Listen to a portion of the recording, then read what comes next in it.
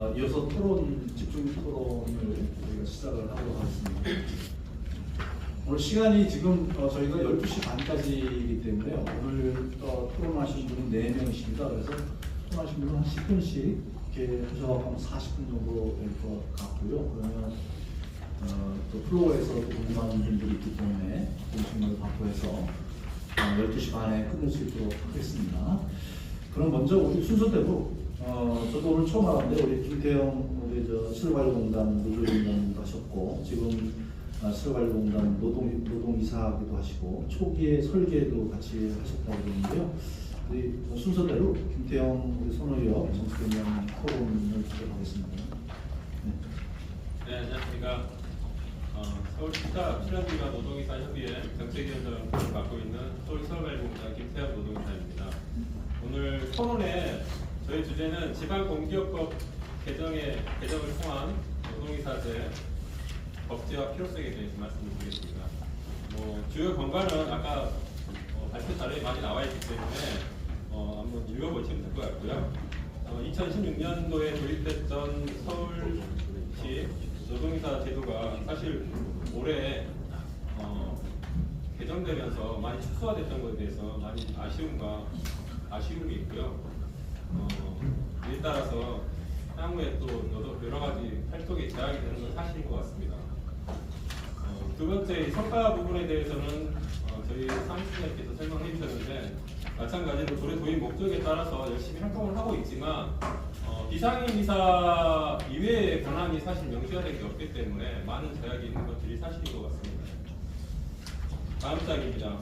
항의와 문제점에 대해서 현재 지금 노동이사로 활동을 하고 있고 또 전에는 제가 노동조합도 했기 때문에 주로 이제 저희 단사 위주로 설명을 드리겠습니다. 아마 공통된 부분이 많을 거고요. 먼저 항의와 문제점에서 직원들과 노동조합의 무관심이 가장 큰 문제이겠습니다. 그게 이제 첫 번째 제도상의 문제인데요. 노동이사가 되면 노동조합을 탈퇴하기 때문에 사실 노동조합과의 이제 연결성이 좀 끊어지게 되고요.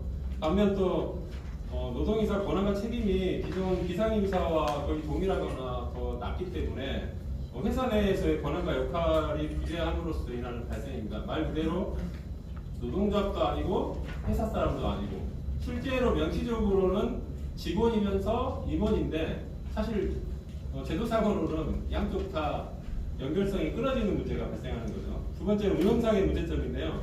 노동조합과 노동이사 그리고 노사 협의회의 운영과 역할에 혼란이 있습니다. 사실 이게 독일 제도에서 가지고 왔는데 독일은 노동조합과 종업원 협의회 그리고 노동이사가 유기적으로 작동하게 되어 있는데 우리나라로 넘어오면서 많은 한국형 노동이사제라고 하는데 다시 말씀드리면 끊어지는 유기적이지 못하는 그런 제도가 만들어진 거죠.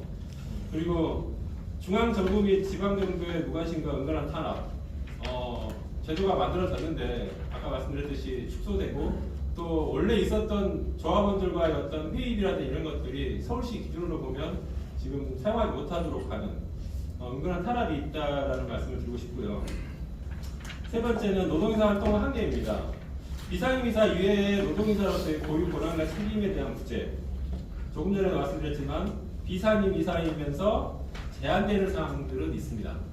예를 들면 임추위에 들어갈 수 없고 임추위에 들어갈 수 없는 건 직원성이 있기 때문에 그리고 조합원 활동을 못하게 하는 것은 또 사용자성이 있기 때문에 그에 관해서 고유 권한은 없다는 문제점이 있고요. 그리고 예산과 시간의 부족입니다.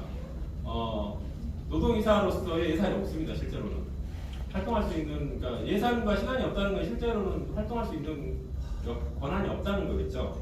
그리고 시간의 부족한 문제는 타임오프라는 제도가 있긴 하지만 여러 가지 제한되는 것들이 많습니다. 그리고 회사 직원으로서 혹은 회사 임원으로서 활동하는데 타임오프라는 용어를 쓰는 것 자체가 좀 어불성설이죠. 네. 직원과 노동이사를 선택함에 따라 직원의 업무로 인하여 노동이사 활동 시간 보장이 어려워 역할에 한계가 있다는 점 그리고 노동이사 활동을 위한 예산이 명확하지 않다는 점이 되겠습니다. 노동이사 협의체가 지금 현재 산재되어 있는데 여러 가지 사정이 있습니다. 현재는 국가 전국 공공기관 노동이사 협의회 그리고 국가 공공기관 노동이사 협의회 한국노동이사회 등으로 이렇게 산재되어 있는데요. 제한이 따르게 되겠죠. 그리고 노동이사, 노동조합, 노사협의회 운영과 역할의 혼란이 있는데 노동이사에 대한 현행법상 명확한 역할과 권한이 명시되지 않았기 때문에 이런 문제가 발생하고 있는 거고요. 이러한 문제로서 사실 기관별 노동조합과 노동이사의 역할을 이사가 기관별 노동조합과 노동이사의 역할을 넘나들면서 갈등을 초래할 수 있는 가능성을 예측하고 있습니다. 그리고 각 기관의 형식적인 이사의 운영인데요. 저도 사실 이제 6개월밖에 안 된 노동이사인데 뭐 이럴 줄은 알았지만 굉장히 좀 형식적인 이사의 운영이 이루어지고 있는 것 같습니다. 그리고 특히나 이제 이사의 운영 개선을 위한 기관장의 의지가 부족합니다. 그러니까 주요 안건을 올리기보다는 사실 형식적인 이사회가 될 수밖에 없는 여러 가지 문제를 가지고 있고요.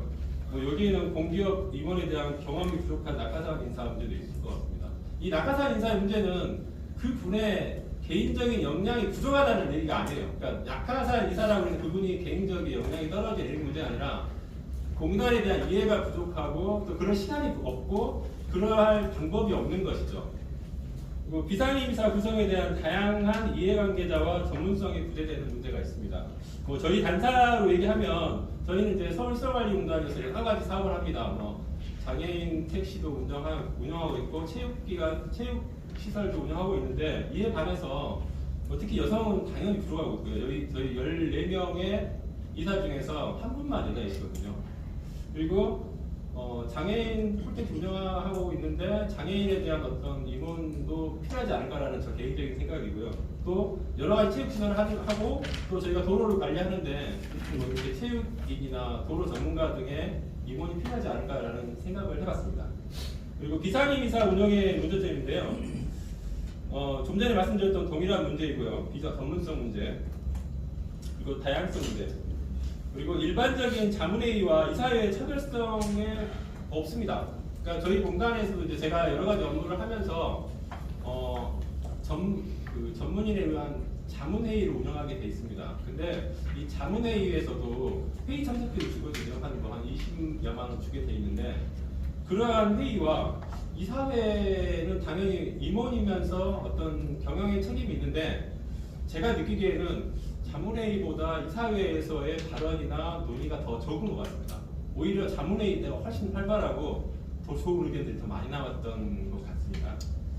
비상임 이사로서 이사의 안건 관련 각 기관의 내부 정보 접근성이 좀 어려운 점이 있습니다. 그러니까 저희가 이제 다음 주 월요일 이사회인데요. 오늘 오후에 이제 비상임 이사를 대상으로 해서 사전 설명회를 합니다. 근데 사전 설명회가 있고 난 후에 그런 안건에 대해서 이제 많은 관심이 있거나 그러면 좀 다시 되돌아봐야 되잖아요. 근데 공단에 대한 그 정보 접근성이 없다는 겁니다. 그러니까 예를 들면 저희 이제 전자결제나 어떤 이런 권한이 없기 때문에 내부에서의 정보를 얻을 수가 없어요. 그렇다 보면 담당자에게만 이제 의지할 수밖에 없는 그런 어떤 내부 정보 접근성이 어렵다는 점. 그리고 이사회 안건 관련 각 기관 사업에 대한 이해가 부족합니다. 저희 이제 공단 위주로 말씀드릴 수밖에 없는데 저희가 약 한 25개 서울시 사업을 하고 있는데 이러한 사업에 대해서 이해하기에 시간이 굉장히 부족하게 되고 당연히 그리고 또 그 접근하는 방법이 어렵다는 한계가 있는 것 같습니다. 그리고 이에 대한 이제 개선 방향인데요. 아까 모두에서 말씀드렸지만 가장 중요한 것은 지방공기업 노동이사제의 법제화가 가장 중요한 것 같습니다. 우선 이런 지방공기업도 국가공기업에 준하는 통일된 법제화가 필요하고요.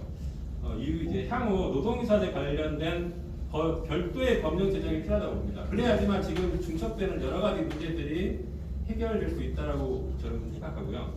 두 번째는 비상임이사 중에서 노동이사만의 추가적인 권한과 역할 정립이 필요하다고 보고요.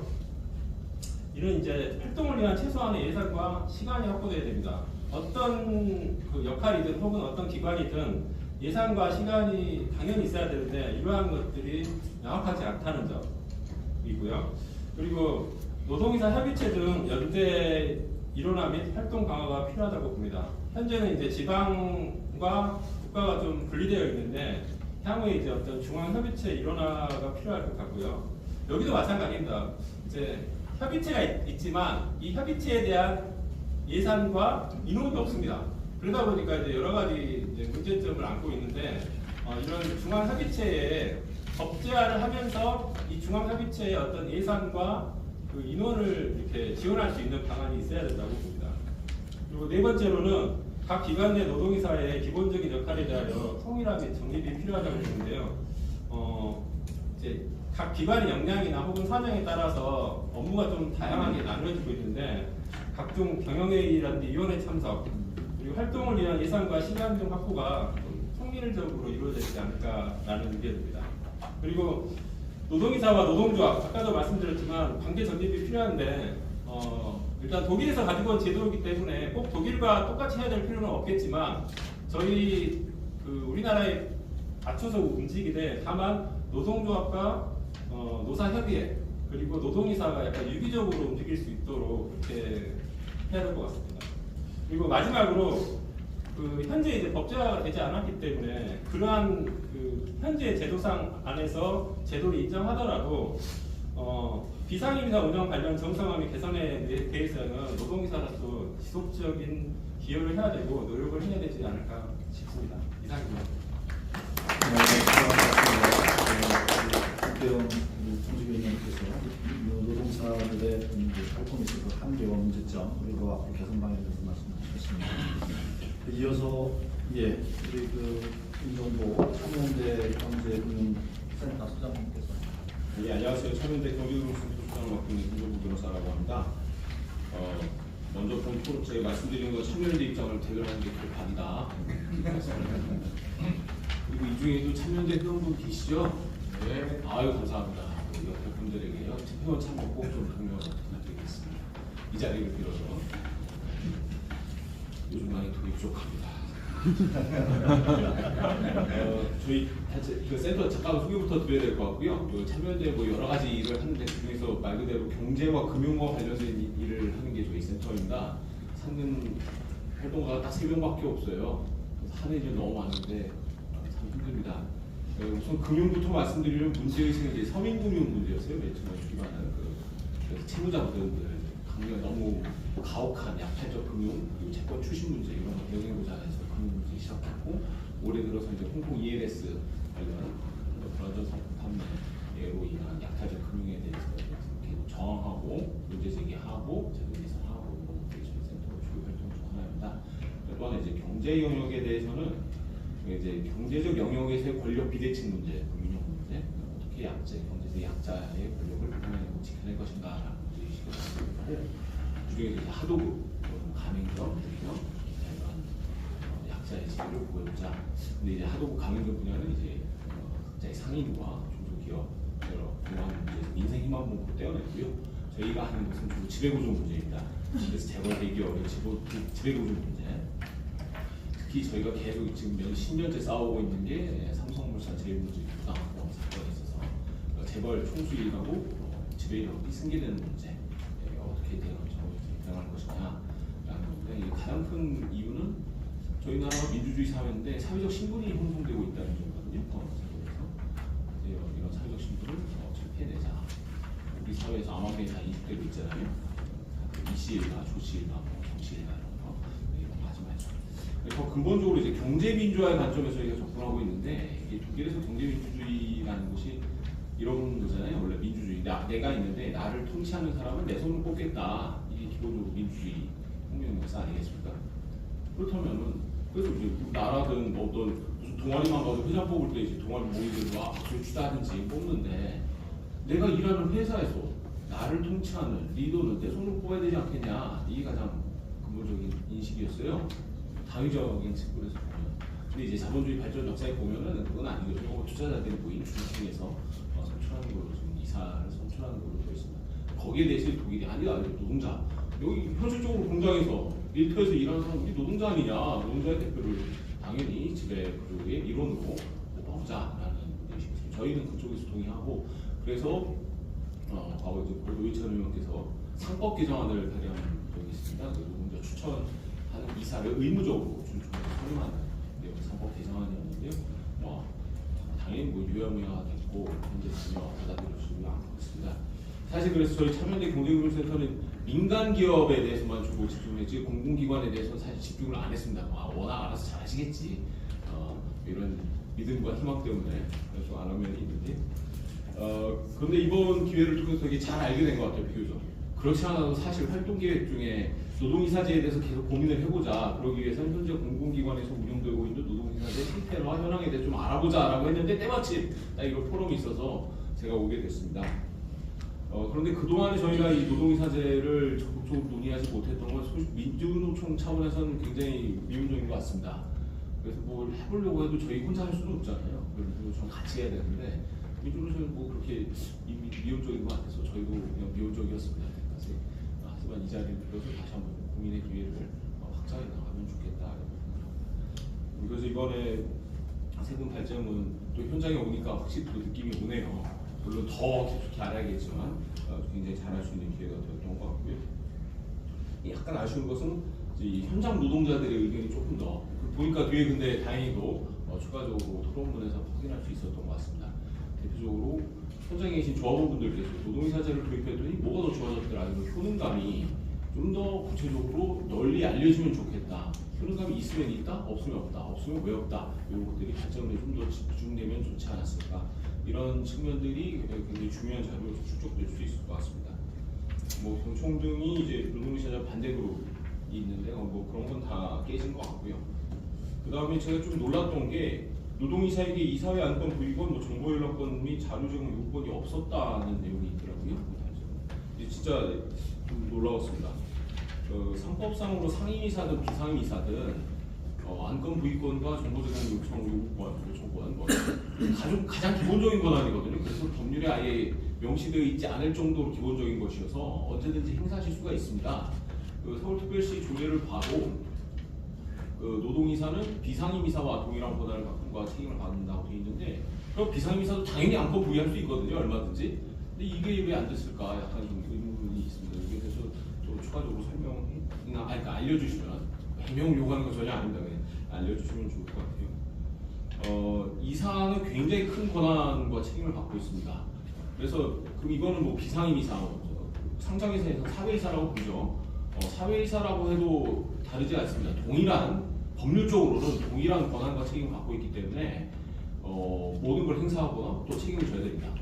그래서 참고로 제가 지금 삼성물산 주주들을 대리해서 지금 부당합병으로 인한 손해배상 청구 소송을 하는데 피고들로 다 잡았어요. 제가 사회이사들 합병에 찬성한 삼성물산 사회이사들도 다 니들도 책임져라.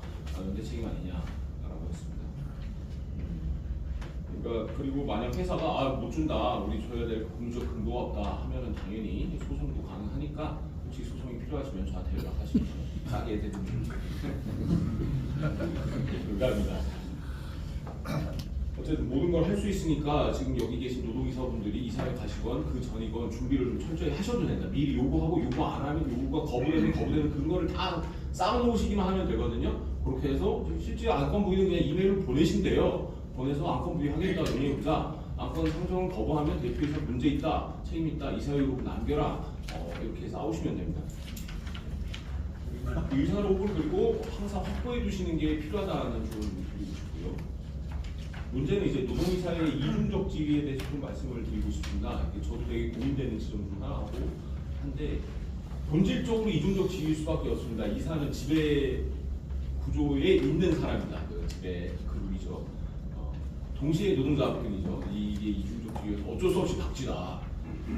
나쁜 의미가 아닙니다. 어쩔 수 없는 본질적으로 이중적 지위에 있기 때문에 충돌되는 면이 당연히 있을 수밖에 없고 이럴 때 굉장히 곤혹스러우실 수도 있을 것 같습니다. 대표적인 임단위원이 되겠죠. 이 민간기업에서 특히 공공기관에서 마찬가지가 아닐까 싶습니다. 임금 인상을 요구하는데 공공기관 재정 적자가 너무 심하다. 지금 서울시 교통공사가 굉장히 걱정되는 부분 중 하나잖아요. 이럴 때 이제 어떻게 하셨는지 좀 그런 사례도 궁금하기도 하고 다만 노동이사가 어쩔 때는 부득이하게 회사 편을 들 수밖에 없을 것 같은데요. 회사의 방침에 이럴 때 너 왜 노동자 편 안 드냐라고 욕하시면 안 된다는 겁니다. 어쩔 수 없이 이중적 지위가 있기 때문에 박쥐한테 너 왜 박쥐냐라고 하면 박쥐는 되게 억울하잖아요. 그렇게 이해를 해주시면 어떨까 싶은 생각도 듭니다. 마지막으로 그게 제 의견인데요. 지금 현재 지방자치단체 산하처럼 공기업 중심으로 그다음 국가 공공기관 중심으로 좀 되고 있는데 가장 경제민주화 그러니까 이런 노동이사제가 적극 도입되고야 보는 공영방송이라고 저는 생각합니다. 이 부분에 대해서도 같이 힘을 모아 나가면 어떨까 싶습니다. 이상 토론입니다. 고맙습니다. 네, 아주 중요한 말씀하신 것 같은데 상법상으로는 그 안법부의원 정부의원 자료 제공 요구 그런 건 당연한 거니까 비상임사 그런 말씀이 있으셨습니다. 이어서 우리 그 서울교통공사의 장기현 그 사무장님께서 네, 반갑습니다. 그 서울교통공사 승무본부 사무국장을 맡고 있는 장기현입니다.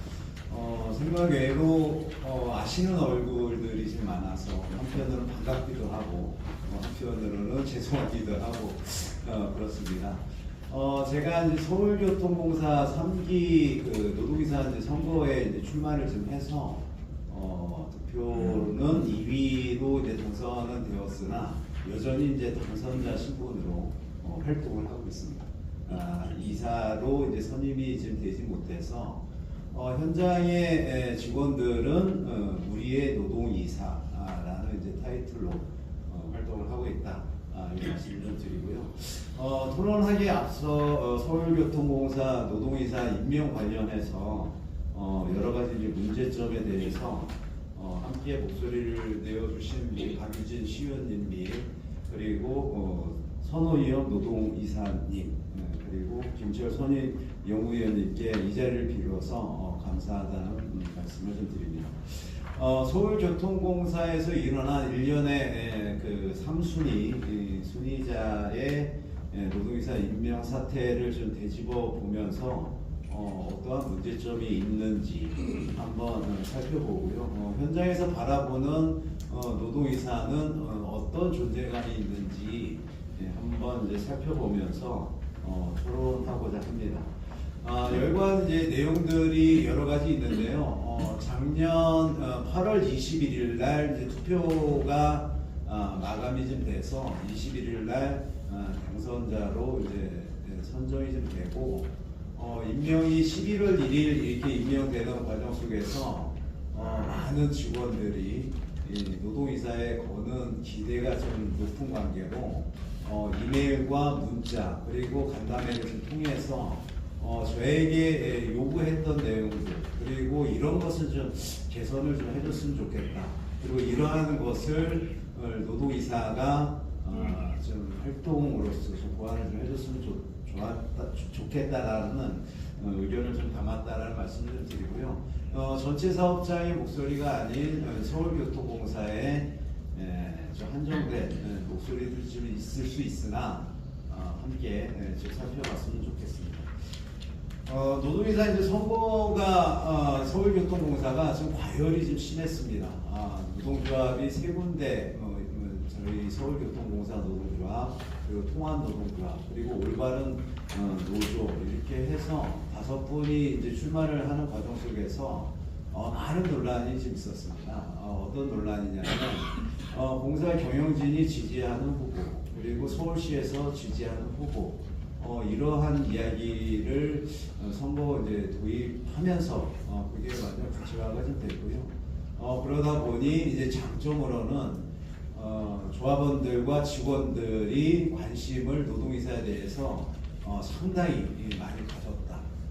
그 과정 속에서 노기호 노동이사와 제가 이제 같이 당선이 될 수 있도록 현장을 하루도 빠지지 않게 이렇게 좀 돌아다니면서 운동을 한 기억이 좀 있습니다. 그 과정 속에서 나왔던 이야기들은 과연 이제 노동이사는 어떤 위치에 있느냐, 그리고 사용자와 노동조합 그 중간자 위치에서 어떠한 자리를 차지할 것인가라는 이제 고민이 좀 있었고요. 그 과정 속에서 3순위자가 임명되는 바람에 또 노동이사에 대한 이제 관심도가 올라갔던 것이 뚝 떨어지는 이러한 부분이 있는데요. 그 부분은 노기호 노동이사가 좀 채워야 될 것 같습니다. 현장에서 바라보는 이제 노동이사가 바뀌면 우리가 무엇이 좋아지느냐 그러한 이야기가 좀 있고요. 그리고 노동이사가 어떠한 이제 활동을 하는 속에서 그 부분을 대변을 할 것이냐, 그리고 1기, 2기, 이제 3기 노동이사가 되면서 1기, 2기의 노동이사의 활동에 대한 그것이 현장에 지금 제대로 알려지지 않고 있는 것도 좀 현실인 것 같습니다.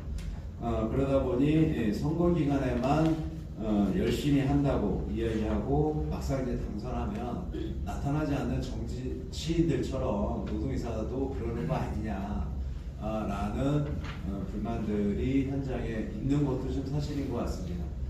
그 과정 속에서 저에게 현장에서 제시했던 현장의 목소리는 노동이사는 현장의 목소리를 좀 들어줬으면 좋겠다. 그리고 현장에 오면 관리자처럼 관리자들, 그 상급자들만 좀 만나지 말고 현장의 일부 하급자 직원들, 그리고 목소리를 내지 못하는 약자의 목소리를 좀 들어주는 노동이사의 역할이 좀 있었으면 좋겠다. 그런 의견이 좀 있었고요. 사회이사와 별반 다르지 않는 이런 이제 관료주의적 노동이사가 되지 않았으면 그 부분을 경계했으면 좋겠다라는 의견도 좀 있었습니다. 그리고 당연하겠지만 노동자의 목소리를 노동의 관점으로 사용자 측에 제대로 전달하고 있는지 그 부분에 대해서 좀 관심을 좀 가졌으면 좋겠다라는 의견이 좀 있었고요. 소통 간담회는 많이 개최를 좀 하는데 이러한 법적한 그러한 이제 간담회가 아니라 실질적으로 직원들과 현실적인 이야기를 나누는 소통의 자리가 좀 되어야 된다. 그러기 위해서는 노동이사가 직원들에게 편한 노동이사가 되어야지만 직원들이 편안하게 좀 이야기를 할 수 있지 않겠느냐라는 의견이 좀 있었고요. 이사회에 이제 거수기 역할을 좀 하지 않았으면 좋겠다라는 당부의 좀 말씀이 좀 있었습니다. 이 이야기는 정기 이사회가 이제 개최를 좀 할 때 많은 이제 토론과 논쟁이 좀 있어서 결과물이 나와야 되는데 인력 구조조정이나 이제 그런 부분의 중요한 이사회 안건도 서면 결의로 그냥 이렇게 쉽게 통과되는 사례가 새로운 노동이사가 당선이 되면 그러한 일이 좀 없었으면 좋겠다라는 의견이 좀 있었습니다. 현장에서 작다면 작은 목소리, 그리고 크다면 큰 목소리일 수 있긴 한데요. 현장의 목소리를 노동이사들이 좀 받아 안아서 새로운 노동이사 제도가 정착이 좀 될 수 있었으면 하는 바람이라는 말씀을 좀 드리면서요. 현장의 노동이사들이 노동이사에게 이제 바라는 점을 좀 간략하게 좀 말씀드리면 모든 직원이 행복한 회사를 만드는데 노동이사 역할이 좀 중요하다. 노동조합도 당연히 그 역할을 좀 하지만 노동조합이 회사 이제 생활을 하는데 당연히 필요한 것처럼 노동이사들도 우리에게 당연히 필요한 노동이사가 되어야 된다. 이러한 것을 좀 이제 이야기가 좀 있었고요. 노동자 편에서 그리고 현장에 함께하는 노동이사의 모습이 있었으면 좋겠다.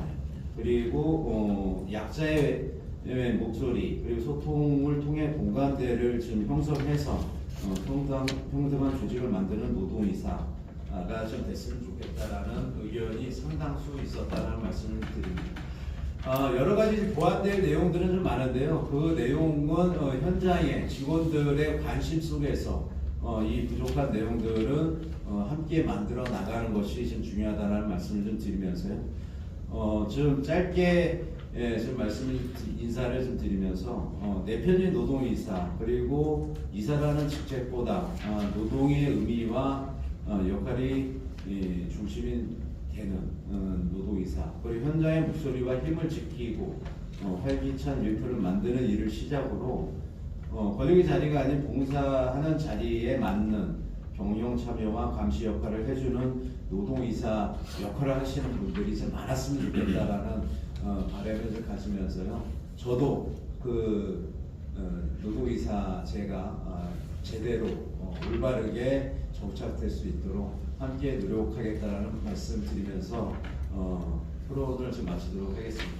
말씀해 주셔서 고맙습니다. 하신 말씀 중에 가장 중요한 것은 특별한 결격 사유가 없는 이상은 추적권자의 우선 존중하는 규정이 필요하다 이런 말씀을 하신 것 같습니다. 예. 마지막으로 우리 그 더불어민주당의 박우진 의원님께서 토론을 해주시겠습니다. 예, 여러분 기꺼이 주십시오. 이제 마지막 순서입니다. 지금 이제 12시인데요. 좀 빨리 끝내서 점심이라도 소중한 시간을 보내자 이런 생각이 드시겠습니다만 지역 주민으로서의 꿀팁은 아예 일찍 식사를 하시거나 아예 늦게 하셔야 되는 거거든요.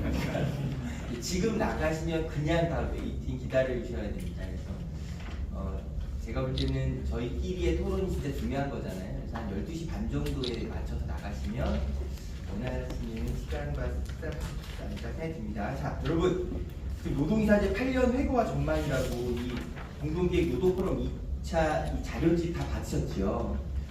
제가 그래도 선출직 공직자로서 지내는 동안 적지 않은 토론회를 참석하지 않았겠습니까? 자료집을 보면 그 시간에 이제 가치와 세상 의미를 다시 느낄 텐데요. 이 자료집은 정말 역대급 자료집이라고 생각이 들어요. 무슨 근거로 그렇게 얘기하냐? 너 발표자니까 괜히 악어하는 거지 이렇게 생각하실 수 있겠습니다만 오늘 이 자료집을 통해서요 저희가 무엇을 알 수 있었냐면 첫 번째 노동이사제가 각 자치단체 조례상으로 지금 구현되고 있는 현실에서 자치단체 조례상의 수준이 완전히 서로 달랐다는 것, 천차만별로 진행되고 있다는 것, 심지어 조합원 노동조합의 조합원 자격을 당연히 박탈해야 되는 정부 지침을 따라야만 되는 거 아닌가라고 우리가 그냥 막연한 느낌이 있었잖아요. 근데 그렇지 않을 수도 있었다는 거. 놀라운 일인 거죠. 그리고 그것을 각 지자체별 현황을 지금 가장 최신 자료로 집대성에서 이렇게 문서로 남겨주신 이 김철님의 공적은 진짜 이 대목에서 박수 한번 쳐드려야 되는 생각입니다. 제가 아까 쉬는 시간 때 잠깐 여쭤봤더니 기업 경영평가를 주 업으로 하셨다는 거예요. 그러니까 이렇게 완벽하게 준비해서 경영평가를 하시니 얼마나 공정하게 될 수 있겠습니까? 오늘 이 시간의 자료집에 저의 토론 내용은 이 내용을 좀 더 명확하게 해서 그래서 구체적으로 어떻게 실천하면 좋을지의 의견을 드리고자 아예 발제문을 담지도 않았는데요. 놀랍게도 이 자료집의 첫 장에 보시면 보셨습니까? 3페이지 보시면 한국형 노동이사제 안착을 위한 결의문을 저희가 사전에 작성을 했어요. 이 결의문의 뒷페이지를 보면 5가지 요구 조건을 정리했거든요. 이 5가지 요구 조건에 대해서는 사회자 교수님께서 한 번 더 언급하실 거라고 생각이 드는데요. 저의 의견을 더해서 오늘 이 시간에 우리가 가장 중요하게 다짐해야 될 3가지를 모두 같이 공감하는 시간이면 좋겠습니다. 오늘 이 토론 자리를 다 겪은 우리에게 알겠고요. 그래서 이 시간에 우리가 해야 될 일이 뭡니까? 3가지를 꼭 이야기해야 된다 생각합니다. 첫 번째 뭘까요?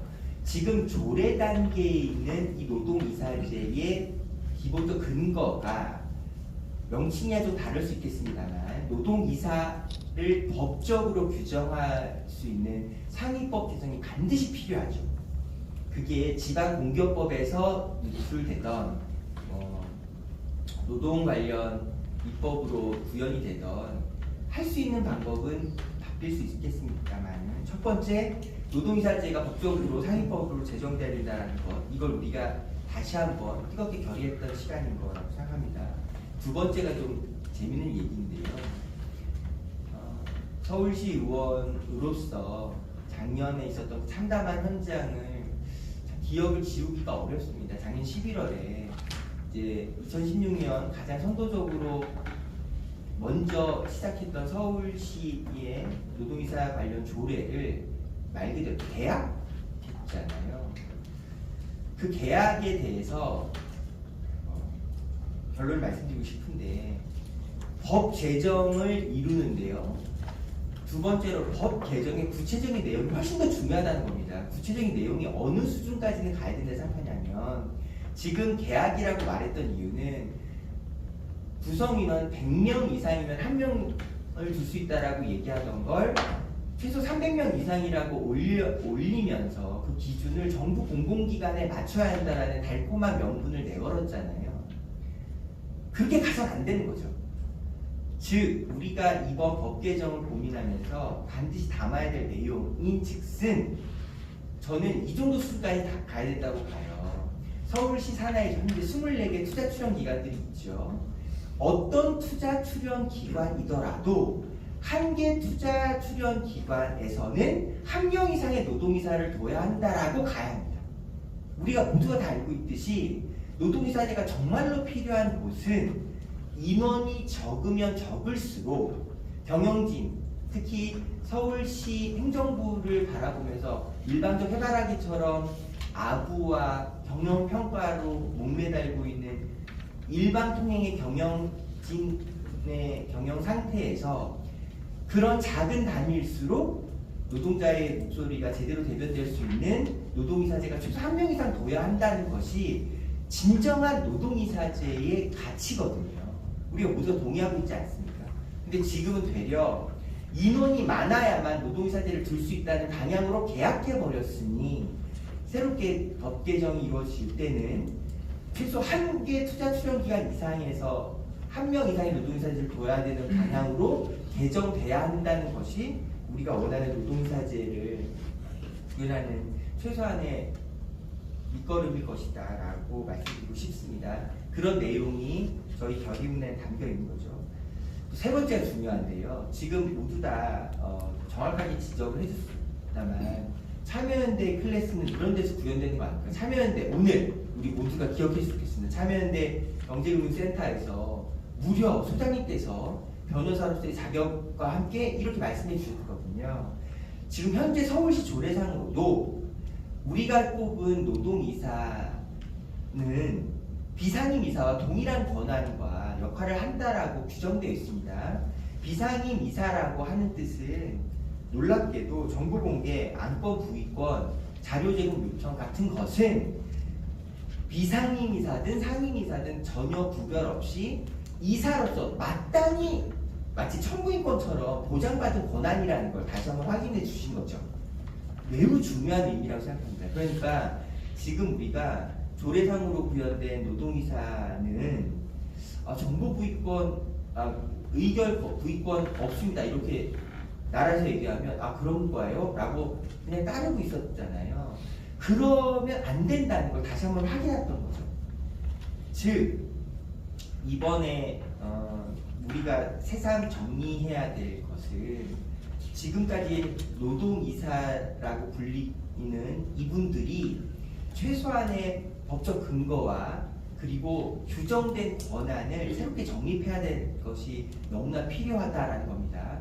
즉 노동이사로서 제대로 활동하기 위해서는 재정은 얼만큼 지원받을 수 있고 시간은 얼만큼 보장받을 수 있는지 같은 가장 기본적인 권한이 명시돼야만 우리가 생각하는 노동이사로서의 활동을 제대로 할 수 있는 거 아니겠습니까? 그런 규정이 없는 상태에서 노동이사제가 꾸역꾸역 유지가 돼 오다 보니 오늘 저희 옆자리에 있는 김대영님이 너무 신박한 정리를 해주셨잖아요. 저는 오늘 얘기 듣고 저 무릎을 쳤는데요. 여러분들도 똑같은 심정일 거라 생각합니다. 우리가 괜히 한국형 노동이사제 이런 얘기를 들으면 괜히 멋져 보이거든요. 우리 안에 애국심의 DNA의 발현이 그런 데서 이루어진다고 느껴지는 거죠. 그런데 곰곰이 생각해보면 이런 겁니다. 10월 유신이 제정되고 선포됐을 때도 한국형 민주주의 구현이 발표 주제였습니다. 한국형이라는 말의 의미가 우리가 기대했던 방향과 다르게 일수라는 상징인 거죠. 이 노동이사제의 굳이 원천을 따지자면 독일식 방향이잖아요. 독일식 방향과 지금 한국형 노동이사제라고 말하는 우리 방향의 가장 근본적인 차이가 뭐냐? 독일식 방향은 3주체는 우리 모두가 다 알고 있는 거. 3주체별 유기적 결합이 노동이사제의 핵심이에요. 근데 지금 우리가 한국형 노동이사제라고 말하고 있는 것은 놀랍게도 3주체별 분리와 단절을 규정하고 있는 겁니다. 그러니까 노동조합 원은 자격은 가질 수도 없으면서 직원이면서 경영진 이사인 아까 말씀하신 박쥐 같은 역할을 해야 한다는 이런 황당무계한 규정을 우리는 지금 그게 한국형 노동이사제래 이렇게 받아들이고 있다는 게 얼마나 무창한 얘기입니까? 한국형 특징이라는 것이 지금까지 우리가 받아들인 내용과 달리 경영에 참가하고 있는 3주체별, 그게 산별노조든 아니면 경영협의회든 우리 노동이사제를 구성하고 있는 이 구성 요건별 유기적 결합으로 인한 그것을 근거로 둔 경영 참여를 보장받을 수 있어야 한다라는 것. 이것이 진정한 한국형 노동이사제라는 것이었구나. 이 말씀을 드리고 싶습니다. 자, 정리해보겠습니다. 우리의 점심시간을 소중하니까. 우리 세 가지는 반드시 관철시켜야 합니다. 첫 번째, 상위 법으로 그거를 갖고 있는 노동이사제 관련된 규정 만들어야 하고요. 두 번째, 투자 출연 기간 어느 곳이든 단위가 작으면 작을수록 더더욱 필요한 1투자기관별 1명 이상의 노동이사제를 둬야 한다는 방향으로 개정돼야 한다는 걸 우리가 세상 설명한 것이고요. 세 번째, 우리가 이야기하고 있는 노동이사제가 과연 어떠한 권한과 명분을 가지고 일할 수 있는 재원과 시간을 보장받을 수 있는지 여기에 대해서 명확하게 규정해서 일할 수 있도록 해야 한다는 얘기입니다. 자, 이것이 오늘 이 시간의 주제라고 감히 말씀드리고 싶고요. 자, 이제 남은 2분 동안 그래서 네가 하고 싶은 얘기가 뭐냐 이 말씀 드리고 싶습니다. 저는 오늘 토론회를 2번에 걸쳐서 진행을 하면서 참가하신 여러분들의 이 귀한 시간을 함께 해주시는 그 정성이 첫 번째로 너무 감사하고요. 두 번째로 아마 저와 같은 선출직 공직자를 바라보시면서 기대하시는 눈높이가 너무나 잘 느껴집니다. 그런데 생각해 보십시오. 우리가 정말 무참한 구조를 살고 있는 거 아닙니까? 그 무참한 구조의 오늘 대표적인 사례가 작년에 있었던 서울시 노동이사 조례 계약이 첫 번째였고요. 두 번째가 아까 장기현 국장님께서 직접 증언해 주신 우리 16,000명에 이르는 서울시 투자 출연 기간 중에 가장 거대한 규모인 도시교통공사에서 노동이사제를 전 직원의 투표로 선출을 했단 말이죠. 1번부터 1등부터 4등까지가 선거의 결과로 나왔는데 놀랍게도 시장은 최종 지명을 할 수 있다는 권한을 말 그대로 악용한 거죠. 왜 악용이라고 단정할 수 있는 거냐? 시장이 그러니까 선정할 수 있는 권한이 있다라고 하면 선거는 왜 합니까? 조합원의 의사, 구성원, 우리 조직을 구성하고 있는 구성원에 특히나 노동자의 의사가 경영진으로 반영될 수 있는 구조를 만드는 것이 중요하다고 해서 굳이 그 난리를 쳐가며 선거를 한 거잖아요. 선거를 해서 1등부터 4등까지 결과가 나왔는데 서울시의 얘기는 시장은 최종 권한, 선정할 수 있는 권한이 있습니다 라고 얘기해서 1등과 2등 지금까지 인정됐던 관행 이런 거 알 바 아니고 1등은 알겠고 1등을 마다할 수는 없겠죠. 너무 큰 후폭풍이 있을 테니까 1등으로 선발된 사람을 인정하고 2등 제끼고 3등을 안 친 거예요. 그게 시장의 권한이다. 이게 서울시 얘기인 거죠. 그 권한 맞는데 그 권한이 말이 안 된다는 얘기를 하는 것은 너무 간단합니다. 이렇게 반문하면 됩니다. 시장님 알겠는데요. 그럼 선거는 왜 한 거죠? 이렇게 물어야죠. 즉, 이 말이 합리적인 관점이라고 받아들여지려면 순서가 반대였어야 하는 겁니다. 즉, 시장이 생각하고 있는 2배수 4명을 공고에 올리고요. 이 4명 중에 구성원 여러분들이 투표로서 선정해 주세요. 그래서 1등과 2등 선발하겠습니다라고 말을 해야 말이 되는 거죠. 제 말에 동의가 되면 앞뒤로 끄덕끄덕 해주시고, 동의가 안 되면 좌우로 해주시면 됩니다. 그게 당연한 이야기인 거죠. 즉, 시장이 선발할 수 있다는 권한이라고 해서 최종으로 뽑았는데 뭐가 문제입니까? 이렇게 말을 한다면 우리 반드시 되물어야 합니다. 시장님, 그럼 도대체 선거는 왜 합니까? 선거 없이 1등부터 아까 4명을 뽑아놓고 그 중에 선발을 시장이 2명을 뽑은 거라면 그나마 말이라도 되겠죠. 근데 선거라는 구성원, 조직 구성원의 가장 고결한 민주적 의사결정의 결과를 만들어냈는데 2등 제끼고 3등 내가 인정할게 라고 말하는 게 그게 시장의 권한이라면 서울시장도 그렇게 뽑으면 되겠습니까? 저희가 서울시장 뽑을 수 있는 권한 2배수 3배수 뽑아놓고 그 중에서 선거 치러놓고서 우리가 마음대로 정하면 된다라고 말하는 거랑 뭐가 다르겠습니까? 자, 그런 참담한 상황이 있는 거죠.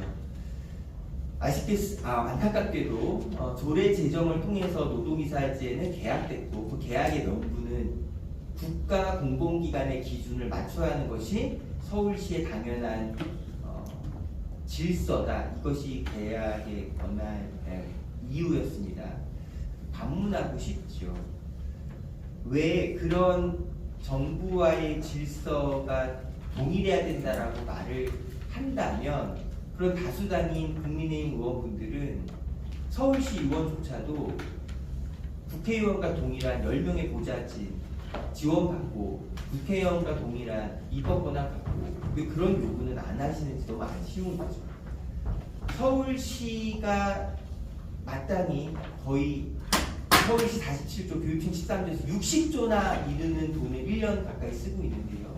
그럼 60조의 예산을 견제하고 감시해야 될 역할에 대해서는 특별한 이야기 하지 않으시면서 2016년 가장 선도적으로 만들어서 지금까지 8년 동안 그래도 한 걸음 전진해 왔던 이 서울시 조례상에 보장되었던 노동이사제를 계약시켜 가면서 34명의 권한 뽑혀야 될 노동이사제를 17명으로 줄이는 노동이사제 조례를 계약을 했잖아요. 그런데 비토하는 심정으로 말씀드리고 싶어요.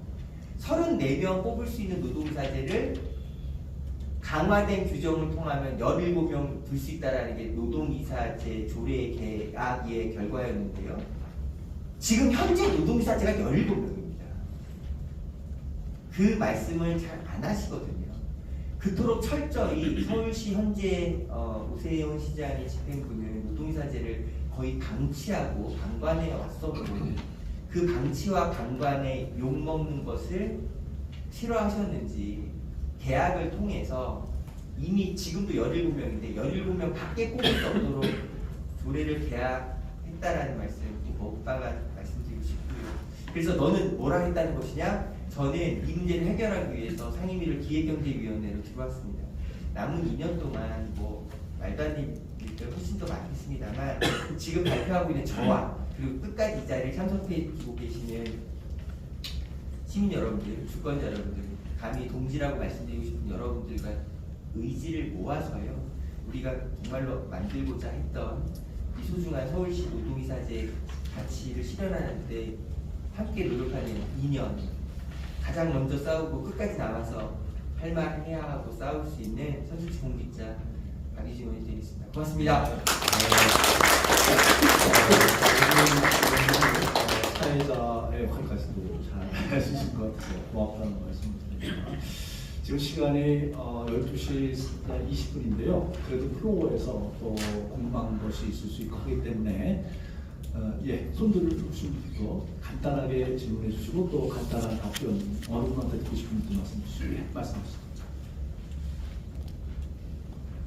제가 존경하는 박유진 우리 시의원께서 그 최근에 경계선 지능 장애인에 대한 발제를 하셔가지고 상당히 그 사회적인 좋은 그 발제를 하신 분이어서 제가 굉장히 존경하시는 분인데 어저께 왔더니 이런 그 포럼이 있다고 해서 오늘 참석했습니다. 저는 44년생입니다. 80대인데 제가 오늘 여기 노동이사제를 제가 알고 있는 거하고 오늘 제가 들은 얘기를 좀 비교했다면 저는 노동이사제의 노동이사가 노동자를 대표해서 그 회사 이사회에 참여해가지고 오히려 사측 이사들의 고민을 좀 더 직접적으로 들어서 이걸 노동자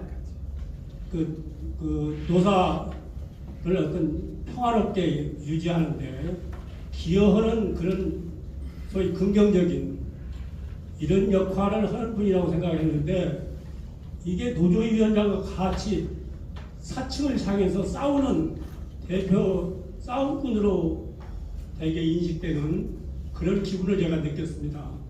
그리고 이제 독일을 우리가 이제 모방해서 이렇게 했다고 그러는데 사실은 우리가 분단돼 가지고 독일은 이미 통일이 됐습니다.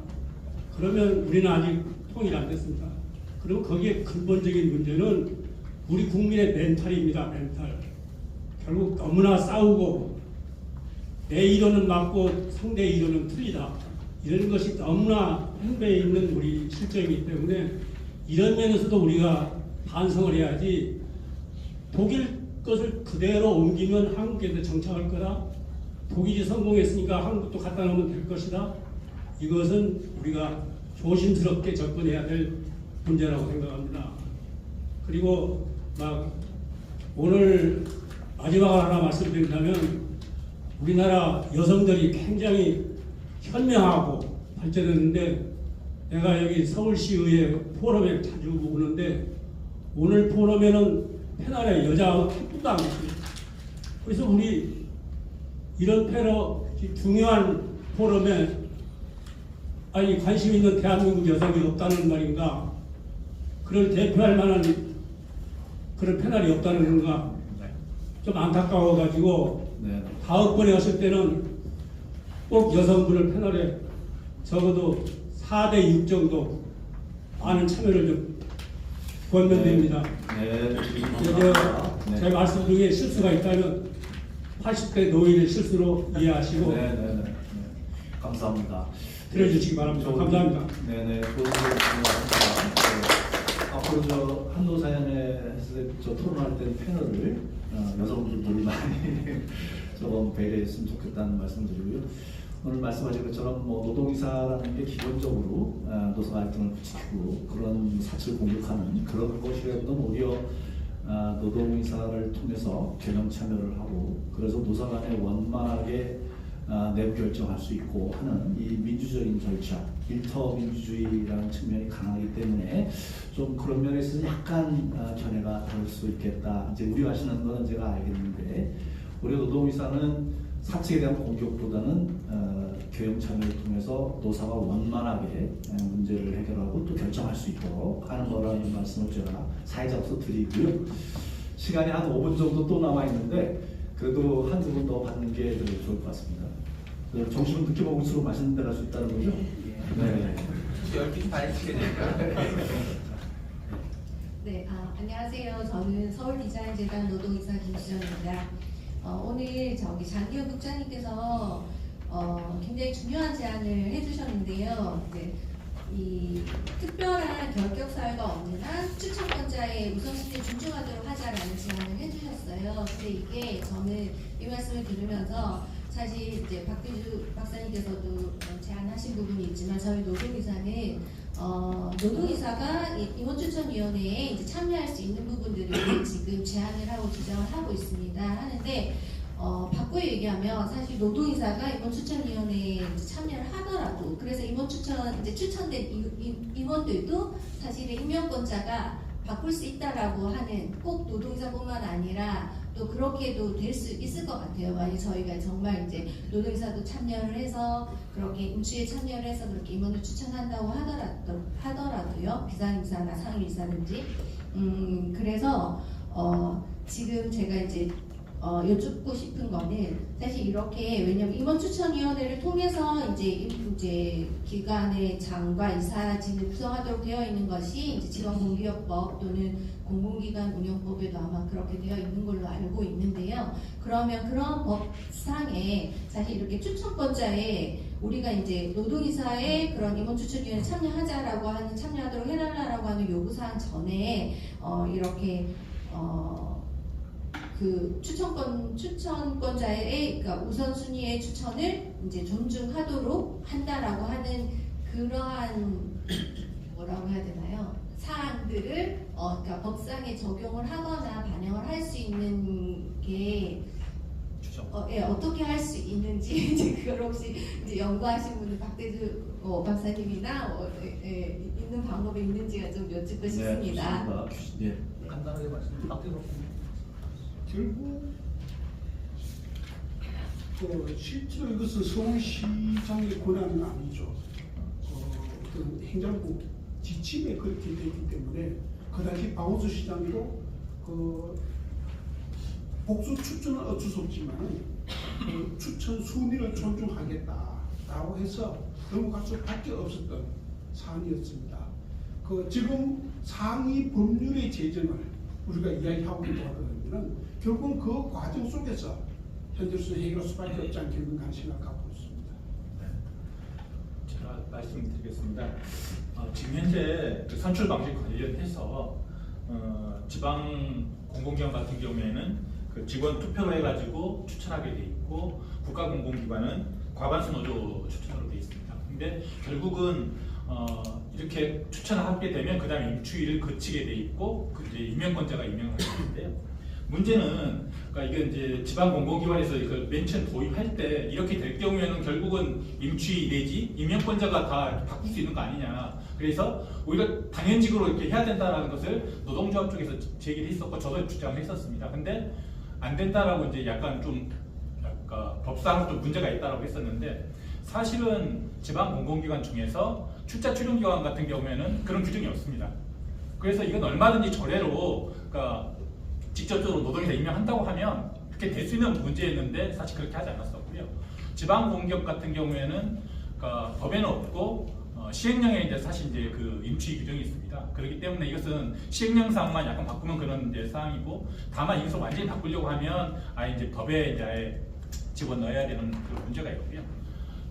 공운법, 그러니까 공공기관 운영법 같은 경우에는 여기도 이제 따로 규정은 없고 사실은 이제 과반수 노조 추천을 한다 하더라도 사실 바뀔 수 있는 여지가 분명히 있고요. 그래서 공법 제정을 하면서 경영 지침 이런 것들 집어넣을 때 이것도 좀 바뀔 수 있는 여지가 있다. 그러니까 문제가 악용될 수 있기 때문에 이것도 당연직으로 해야 된다고 주장을 했었는데 결국 여기서 이제 그럴 일은 없다 해가지고 아직까지는 그런 상황이 발생을 하진 않고 있습니다.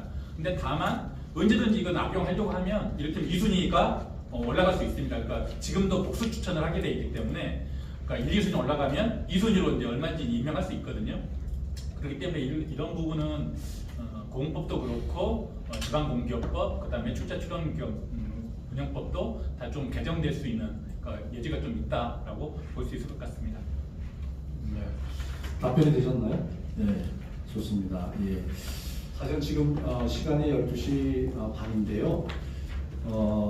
이제 끝낼 때는 됐죠. 그런데 이제 사실은 저희가 오늘 토론을 더 했으면 좋아야 될 부분이 뭐냐면 사실은 노동이사와 노동조합과 노사협의회의 이 삼각 간의 관계나 역할 이런 부분을 어떻게 하면 좋을지 그게 사실은 노동이사의 어떤 이중적 지위 문제도 관련이 있고 하기 때문에 굉장히 중요한 부분인데 혹시 이 부분 관련해서 박수 박사님 중요한 한 말씀 하실 수 있나요?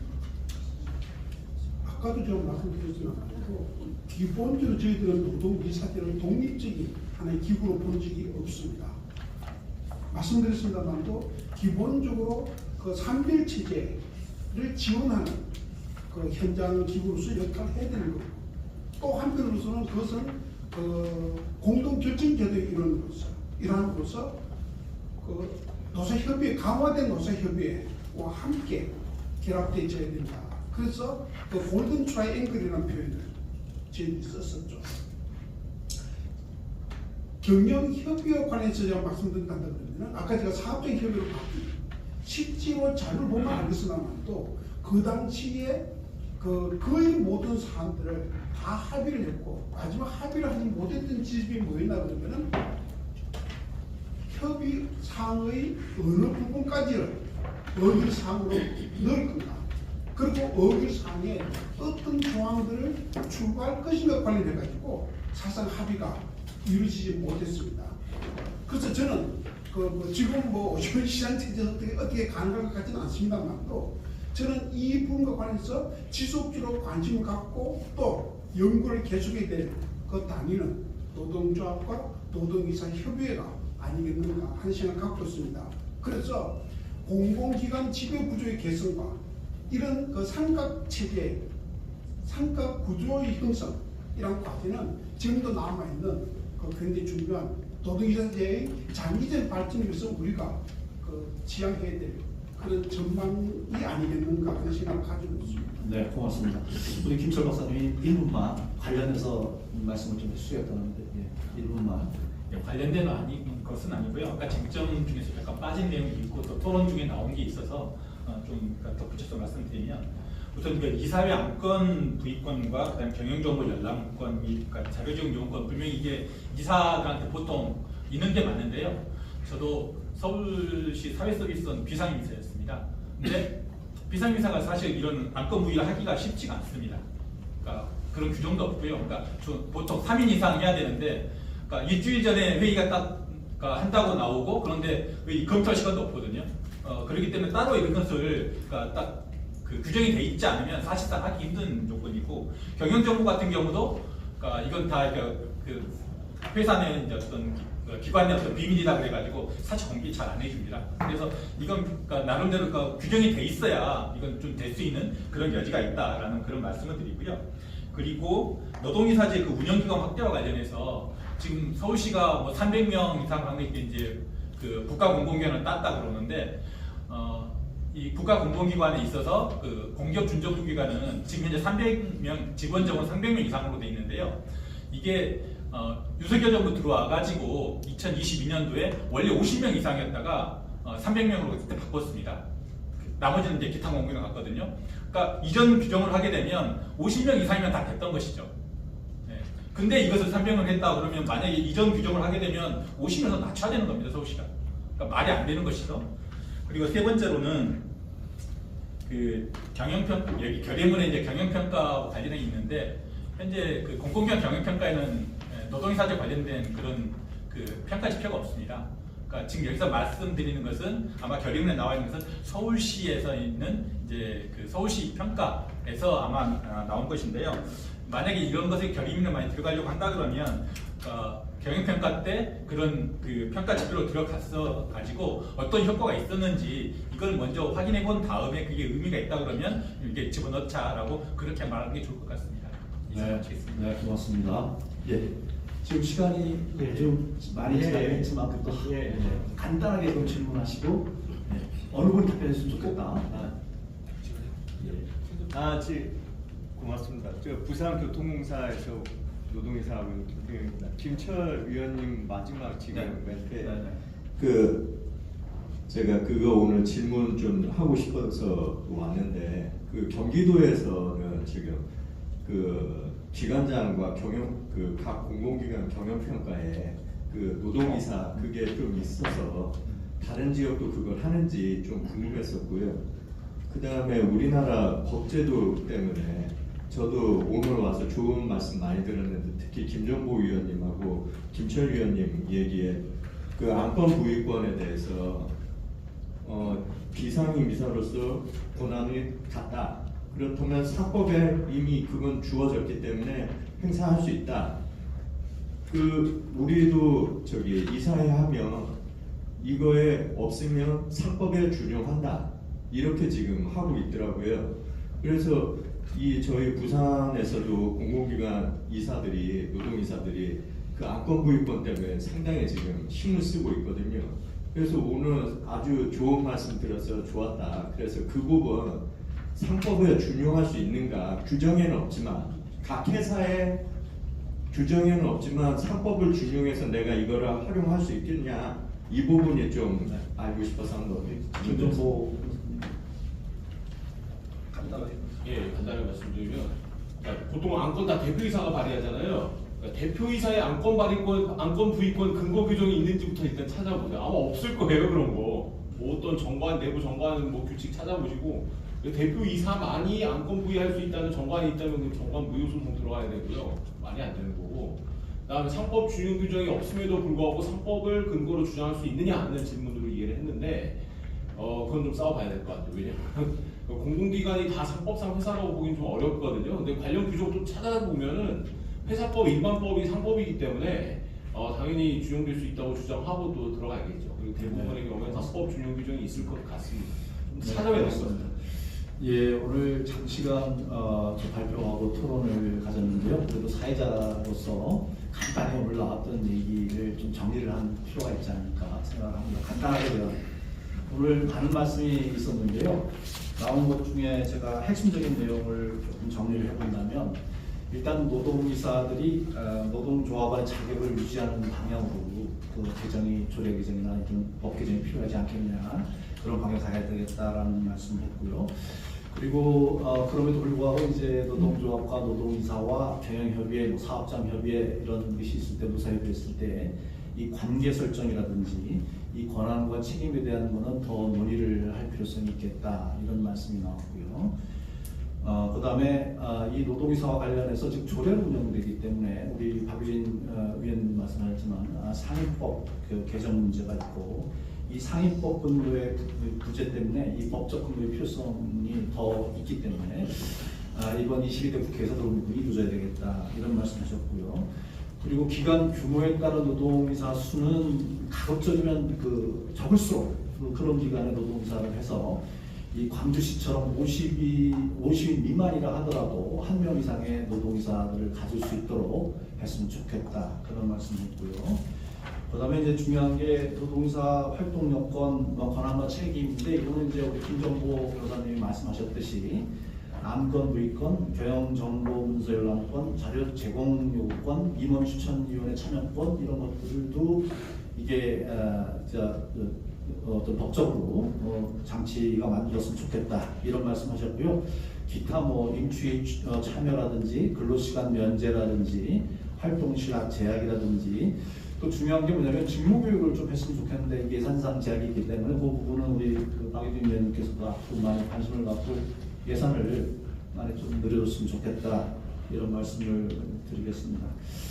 예, 기타 뭐 많은 얘기가 나왔는데요. 오늘 나온 얘기들이 우리 그 노동이사 여러분들의 활동에 도움이 됐으면 좋겠고 사실은 오늘 그 김철 박사님 서민연구님에서 보니까 아마 그 부산시의 뭐 안건 부의권이라든지 아까 말한 것처럼 그 충남의 노동 그 조합원 유지라든지 이런 것들을 활용해서 다른 지자체에서도 좀 적극적으로 그런 그 조례 개정이 필요하지 않을까 이런 생각이 듭니다. 여러분 장시간 동안 고생 많이 하셨고요. 예, 다음에 또 포럼에서 뵙도록 하겠습니다. 예, 수고 많으셨습니다.